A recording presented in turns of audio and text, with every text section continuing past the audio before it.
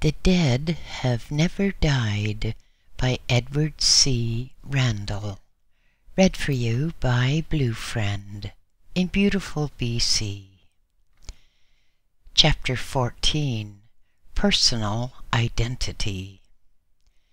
Personal identity has been the stumbling block of psychic investigators. In my work, on account of the darkness required, I have to depend upon the voice and the information given for proof of identity of the individual. I have had, in this regard, some very remarkable proofs. It is only by showing that people in the afterlife have material bodies and live under material conditions that we can appreciate how they may speak with direct voice and prove their identity. Assuming that they have bodies, that they retain the same etheric form that was clothed with the flesh garment, and that they live in a material world, we do not find the fact that they speak to us and communicate with us in various ways startling. On the contrary, it is reasonable and natural not only that they should do so, but that they should be just as anxious to communicate with us as we are to communicate with them. I recall an incident that will appeal to the purely materialistic. I was one of my father's executors, and after his dissolution and the settlement of his estate, speaking to me from the next plane, he told me one night that I had overlooked an item that he wanted to mention to me. I replied, "Your mind was ever centered on the accumulation of money. Why take up the time that is so limited with the discussion of your estate? It's already been divided." And he answered, "Yes, I know that, but I worked too hard for my money to have it lost, and there is an asset remaining that you have not discovered." I said, "Well, if that be true, tell me about it." And he answered, "Some years before I left, I loaned a small sum of money to Susan Stone, who resided in Pennsylvania, and I took from her a promissory note upon which, under the laws of that state, I was entitled to enter a judgment at once without suit. I was somewhat anxious about that loan, so before its maturity I took the note and filed it with the proto-notary at Erie, Pennsylvania, and he entered judgment, which became a lien on her property. In my books of account there was no reference to that note of judgment. If you will go to the proto-notary's office in Erie, you will find the judgment on record, and I want you to collect it. There are many things that you don't know about, and this is one of them." I was much surprised at the information thus received, and naturally sent for a transcript of that judgment. I found it entered October 21st, 1896, and with that evidence of the indebtedness, I collected from the judgment debtor $70 with interest. I question if anyone knew of that transaction besides the makers of the note and the proto-notary at Erie. Certainly I did not know about it. I had no reason to suspect it. The psychic present at that interview could not have known about the matter, and I certainly collected the money. My father's voice was clearly recognizable on that occasion, as it has been on hundreds of others, and I cite this instance for the benefit of those who measure everything from a monetary standpoint. Dr. Isaac J. Funk, a man of much learning, spent 40 years in psychic research. He published the results of his investigation and many of his conclusions, but he always lived in awe of the criticism of science. I spent many hours with Dr. Funk, going over the details of my own work, and I discussed with him many of the problems with which we have had to deal. He was much interested in the investigations that I was making with Mrs. French, and for that reason I arranged for her to go to New York, where she spent 11 days with him and his associates. There, under conditions that he desired, she demonstrated the work she was doing with me. The results he published in his Psychic Riddle. He was always anxious for proof that the voices which he heard were independent, and he wanted evidence of the identity of those with whom I had speech. These points he regarded as important to prove the continuity of life, and in his work he was unable to satisfy himself concerning them. His method was to attempt to prove a fact by the process of elimination, that is, to prove truths by demonstrating their opposite. He, like all other scientific men, attempted to rear a structure by tearing the structure down. This process has impeded the progress of nearly all psychic investigators. And I often said to him that one should seek what he wanted to find with open and receptive mind, always having in his thought that conditions cannot be changed to satisfy anyone's particular notion, that we must accept conditions as we find them and make them better to enable us to gain the end desired. In all of Dr. Funk's published works, he left a loophole in his conclusions that he might avoid criticism should he be found in error. Some time ago, the doctor left his physical body, and one night soon after, during one of the last sessions I had with Mrs. French, a man's voice spoke my name. The tone was familiar, but I could not associate the voice with anyone whom I had known in the earth life, although I knew a spirit was speaking. I replied, "Your voice is familiar, but I do not recognize it." He replied, "I am Dr. Isaac Funk. I've been out of the body but a short time, and being interested in your work, I have been permitted to come."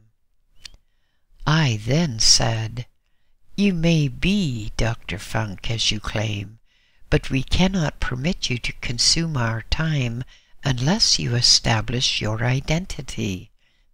This is one of the rules that we've adopted some time since, for the reason that, knowing the person, we can form some judgment as to the value of what he may say. If you are Dr. Funk and desire to continue this conversation, you must establish that fact." He quickly responded, "You are entirely right about that. What you ask is fair. I ought to be able to establish my identity." I said, "Certainly, if you are Dr. Funk, you can give us some proof of your identity. During your earth life, you always made a great point of establishing identity." Then he inquired, "Well, how shall it be done?" I answered, That is not for me to suggest. You know how technical the body of scientific gentlemen to which you belong always is. If you are going to have a test here, we want it to be evidential. If you are going to prove your identity, you must do it without suggestion from me. He replied after a pause, Identity was what I invariably wanted satisfactorily proved. I recall a conversation I had with you in my private office, at which no one was present but ourselves. Yes, I suggested, we had many such interviews. He then said, I refer to one at which I asked you to make a special test at one of your meetings with Mrs. French. I asked you that when someone with an independent voice was speaking, you put your hand upon the table and have Mrs. French put her mouth upon your hand, and you were then to place your free hand over her head, holding it firmly, and in that situation, see if you could hear the independent voice. I wanted such evidence to demonstrate that Mrs. French did not do the talking. No one knew of that conversation but ourselves, and that ought to be proof to you that I am Dr. Funk. I replied, Yes, I do. I recall that conversation at the time and place. I now recognize your voice, and your proof is satisfactory. I then put my hand on the table. Mrs. French, at my suggestion, put her mouth upon the back of my hand. I put my free hand over the back of her head, holding it firmly, and then I said, Is this what you asked me to do? And Dr. Funk replied, Yes. I immediately said, Dr. Funk, you do the talking, and we will demonstrate that your voice is independent. Afterward, there was a general talk between Dr. Funk, certain of my group of co-workers upon his side of life, and me, and some plain things were said. I told Dr. Funk that because of his prominence, and as one who had investigated this important subject for many years, he could have been a great force for good, that many people in this world of men were interested in him and his writings, and were guided by his conclusions, but that he never published them in full, for which reason his readers could not reach a better conclusion than he did. I told him that he had failed at the crucial moment and had nullified the good he could have done. I added that I regarded this as a great misfortune, not only to him, but to the world at large. He replied, I realize now, more than ever, it is a fact that I was afraid of the criticism of men of science. I now regret that very much, that I did not fully publish my conclusions. In my own mind, there was no doubt. A spirit answered and said to him, You were the custodian of much knowledge. Through your investigations, you learned many things. By reason of your position, you could have done much good. That was your stumbling block, and before you can progress, you must become strong where you were weak. In my investigations, covering many years, in the room in my own home, devoted to such work, thousands of men whom I have known personally have talked with me, using their own tongues. I have recognized their voices. They have recalled and related countless facts and incidents of their daily life, and have proved beyond question their identity, no less convincing than in the two cases to which I have referred. Again, I have talked with many whose personal acquaintance I did not enjoy when they were in this life, but through this intercourse I have come to know them well and admire them much. I have heard on many occasions the speech of Robert G. Ingersoll, which no man could imitate, speech as eloquent as when in his lectures he held great audiences spellbound. Henry Ward Beecher has honored me with his friendship and delivered many lectures on conditions prevailing beyond the physical. DeWitt Talmage has talked on various occasions of the duties of the ministry and of the conditions resulting to the individual, though teaching things that were unknown. He found that there was no progress possible in the afterlife for one occupying the position of spiritual leader, when here, until he had searched out in his plane all those who had followed his teaching and had brought them to the truth. Moreover, he found that he must stand and wait until the coming of those still in the earth life, in order that his errors should be corrected at the earliest possible moment. To promulgate unknown or impracticable teachings while on this earth plane is a serious matter, and results in punishment in the afterlife. Chapter 15. Spheres in the Afterlife. Early in my research, I understood that life continued beyond the grave, that personality was not lost, that when one had compensated for all wrongs and made them right, he would progress. But it has taken many years to reach these advanced spirits, and from them learn just what was beyond that first sphere, where our work had hitherto largely been confined. We have often asked what was beyond, or to what progression led, and have as often been told to have patience, that when we were prepared to receive and to understand, the knowledge would be given.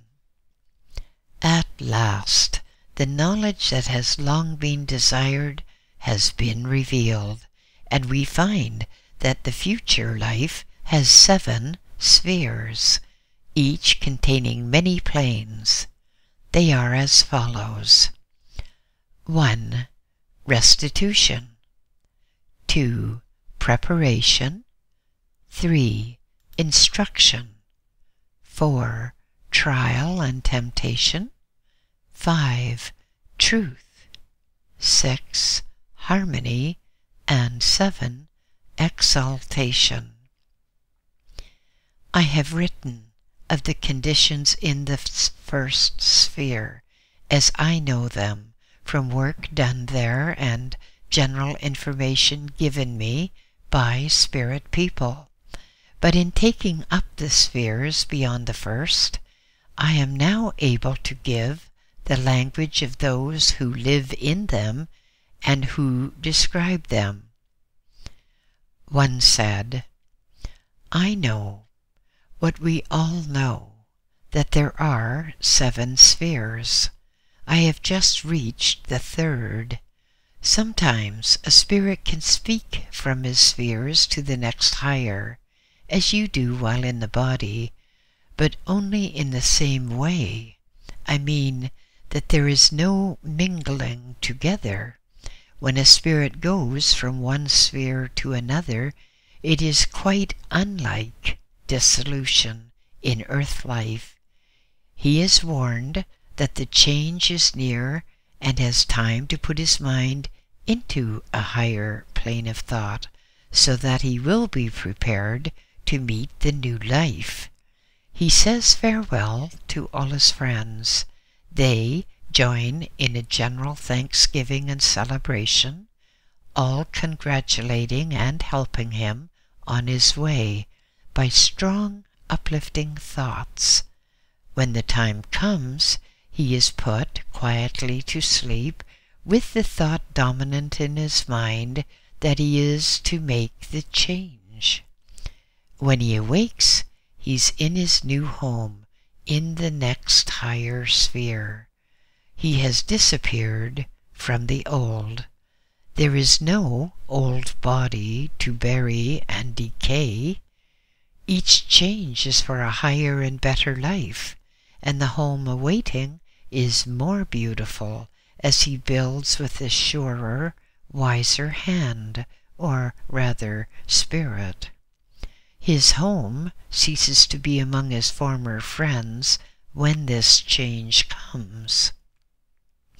Thought has fitted him to progress, and when that thought which held him to the lower plane has ceased, the embodiment of the spirit, which is held together by his thought, is visible no longer.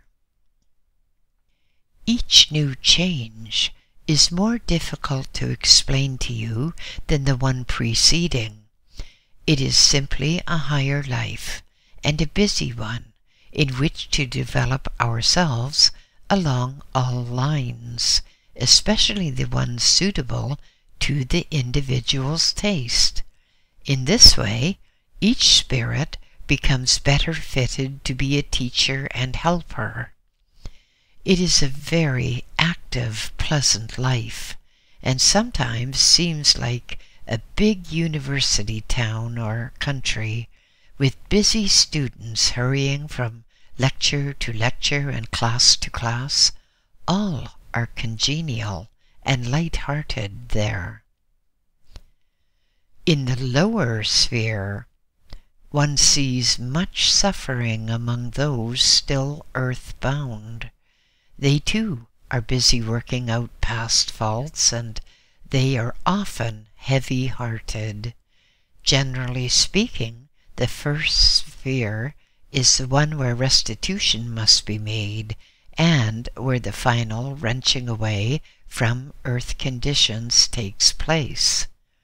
The second is one of instruction, a period of study during which the spirit gains knowledge of self and natural law. The third is one of teaching those in the lower spheres, as I have said. The fourth sphere is one of trial and temptation. The fifth is truth, where error and falsehood are unknown. In the sixth, all is harmony. In the seventh, the spirits reach the plane of exaltation and become one with the great spirit that rules the universe. There are others, more advanced than I, who can better tell you of the spheres beyond. I have not been to the fourth, and only know of it as you do by the teaching of those who are there. We are told that the spirits in the sphere of exaltation do not even there lose individuality. They are embodied in all the beauty and goodness of the universe. I do not know that I can make my meaning clear. Although they keep individuality, they permeate the universe. They have become so great and universal, we sometimes think they go beyond and must lose their personality. But we have no definite knowledge, and it is generally accepted that they do not. It's difficult to understand or appreciate what this last sphere is. The development is so beyond our comprehension. Those in the second sphere do little except to fit themselves for a broader and better work. Before reaching this condition, they have freed their spirit from the burden of wrong done in the body, repaid every debt due mankind, dispelled the darkness of the first sphere. They work with eyes open and clear spiritual vision, and are at peace with all. This must precede the sphere of study and development. I have classes on purity, beauty, and patience, and there are classes on every conceivable subject, music, chemistry, everything. They are different from those in earth life. One has to adopt different ideas. One of our engineers magnetizes your room each time you hear our voices. It is easier for those who have advanced to higher life to reach us than for us to reach you. There are not so many barriers. Yes, we always have places that resemble homes. Thought is not indefinite, and that makes our homes. And while we keep that thought, our homes are permanent. You ask, where is that home located? And I would say to you that all that is space is peopled with spirits. This lecture gave to us the spheres of progression. As you see, we were told not only of their names, but something of the occupations that are pursued in the higher life. Not much can be told, I assume, but possibly all that a finite mind can grasp. I believe what I have written, not only because I know the one who talked it, but because it appeals to reason and is in harmony with natural law as I understand it. True, it's hard to understand where these spheres are, but there are many things quite as difficult of comprehension. Astronomical instruments have shown that it is 93 million miles to the sun, and this really conveys nothing to the mind, because one cannot comprehend such a distance. We know that light travels at the rate of 186,000 miles a second, but what that rate of speed is, we cannot understand, for there's nothing tangible with which to compare it. Our actual knowledge of electricity, of magnetism, or even of gravitation is limited, as are all of nature's laws. Then is it strange that one finds difficulty in appreciating what space is and how it is peopled? This thought of ours is even now free and can pass through space, but it goes with closed eyes, hears no sounds, and feels no touch. At dissolution, each sense is quickened, and all life that fills space is visible to the spiritual senses and tangible to spiritual touch and brain. Space must, then, take form, substance, and reality in a world of thought, boundless and endless.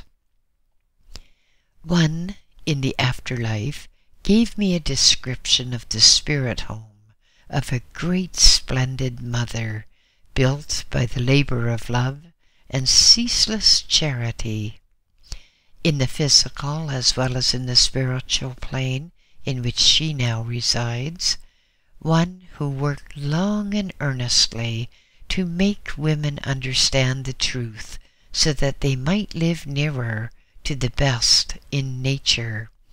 Here's the description as it was given to me. Before me is the interior of a splendid home. the home made by a spirit, created and builded by the thoughts, acts, and works of one who, 32 years ago, lived on the material plane. The room opening before me seems like pure white marble with lofty ceilings. Around the four sides runs a broad balcony supported by columns gracefully turned. From a point beyond the center is a broad stairway curving outward. At its foot on each side are niches filled with beautiful statuary. Going up the stairs now, I find each step a different color, yet all blending into one. On all sides of this upper gallery are windows through which come soft rays of light.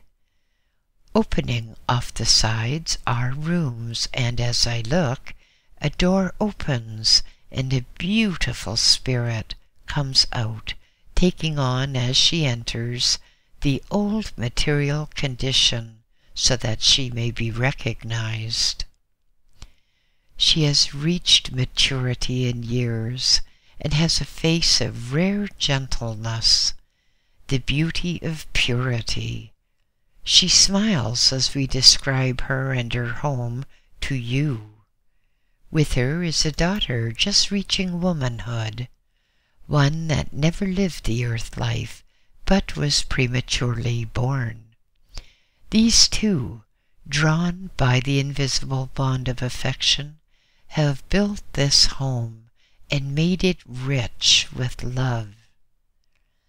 Passing down the corridor now, the mother's arm about the daughter, they approach the other end of the building and descend a stairway similar to the first, and go out upon a broad terrace along walks bordered with flowers into the garden of happiness.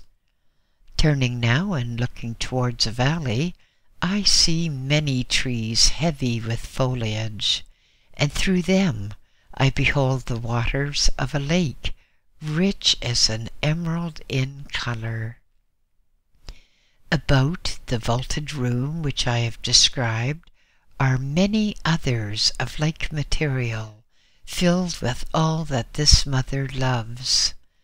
Books that she used in her work are seen. Pictures created by acts of tenderness adorn the walls. Musical instruments, unlike those of earth, await spirit touch. This is a home where girls, just budding into womanhood, are taught purity. This is a mother's home, and suggests to you the possibility of spiritual surroundings. It was not built in a day, but is the result of labor in the earth and in spheres of progression, where the surroundings are in harmony with spiritual development. The home of a good woman, built by helping others. I said to one of my friends in the afterlife at another time, "Tell me of the homes of spirit people," and in reply he said, "That is a most difficult thing to do, because earth people expect to find everything so different, while in reality the homes here are practically the same as in earth life, except that there is the advanced spheres, no discord, no lack of harmony, nothing but light and beauty, music, laughter, blended with earnest, thoughtful study. I am describing the homes of a spirit who has grown to know the life principle. There are many poor struggling souls, willfully or ignorantly looking down instead of upwards into the great possibility of the future, who are living in squalid huts which their deeds and thoughts in earth life have made for them. Very few have beautiful homes ready for them when they enter spirit life, for most people live in such ignorance of natural laws that they find insufficient shelter awaiting them. But the wise ones start to build by perfecting their way of thinking and by undoing wrongs on earth, and also by helping others. No actual physical touch is given these homes, but as the soul grows in beauty of thought and deed, the home grows to perfection. I asked, "Are these homes as real to you as ours are to us?" And he replied, "They are the abiding places of spirits who gather into them the objects of beauty they love, and there harmonious spirits come and go as in earth life. They are as real to them as yours are to you. But we look at things differently. We think them, and the thought is expressed in waves that are visible and is real as long as we hold the thought." End of chapter 15.